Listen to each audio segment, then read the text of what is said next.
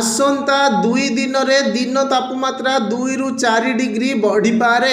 पश्चिम ओडिशार विभिन्न स्थान में तापमात्रा 40 डिग्री सेल्सियस छुईपे।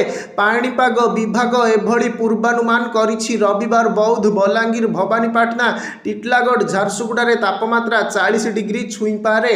सोमवार भी पश्चिम ओडिशार अधिकांश स्थान में तापमात्रा 40 डिग्री छुईब बोली पाणीपाग विभाग आकलन करिछि। शनिवार टिटलागढ़ रे तापमात्रा सर्वाधिक 40.5 डिग्री थिला। सोनपुर रे 40.1 डिग्री, बौद्ध 40 डिग्री, तालचेर 39.8, भुवनेश्वर 39.7 और चांदबाली रे 39.6 डिग्री रेकर्ड होईछि।